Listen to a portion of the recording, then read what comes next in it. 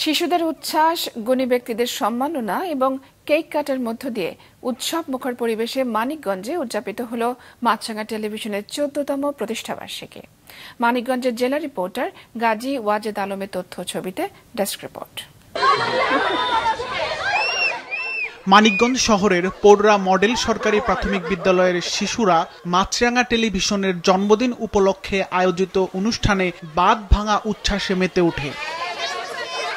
এতে অংশ নেয় স্কুলটির অর্ধ শতাধিক শিশু ও তাদের অভিভাবকরা।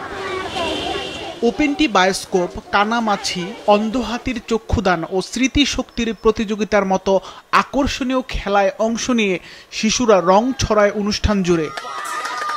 অনুষ্ঠানে বিভিন্ন প্রতিযোগিতায় বিজয়ী শিশুদের হাতে তুলে দেওয়া হয় আকর্ষণীয় পুরস্কার। এছাড়া প্রতিটি শিশুকে দেওয়া হয় বিশেষ উপহার। এ আয়োজনে উপস্থিত ছিলেন দেশসেরা বেহালা বাদক ও বাংলাদেশ বেতারের প্রখ্যাত সঙ্গীত শিল্পী কদম আলী বয়াতি, মানিকগঞ্জ প্রেস ক্লাবের সভাপতি জাহাঙ্গীর আলম বিশ্বাস ও সাধারণ সম্পাদক মোহাম্মদ শাহানুর ইসলাম সহ বিশিষ্ট গণ্যমান্য ব্যক্তিরা। পরে মানিকগঞ্জ প্রেস ক্লাবেও কেক কাটা ও আলোচনা সভার মাধ্যমে দিনটি উদযাপন করা হয়। এতে অংশ নেন জেলার গুণী শিক্ষক ও সাংবাদিক সহ বিভিন্ন স্তরের মানুষ।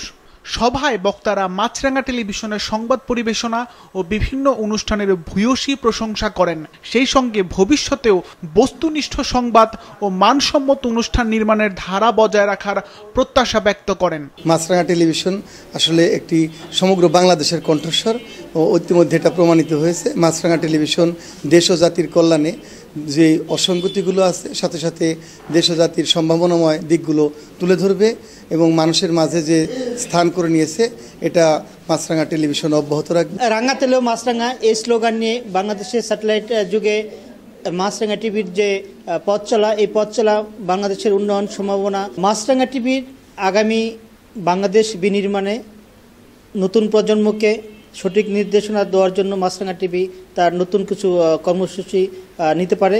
এতে বাংলাদেশ তার আগামীর নতুন প্রজন্মে তারা মাছরাঙাকে অনুসরণ করে বাংলাদেশ বিনির্মাণে তারা ভূমিকা রাখবে।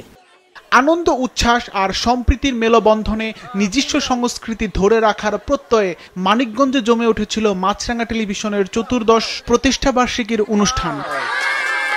সিফাত রহমান, মাছরাঙা নিউজ ডেস্ক।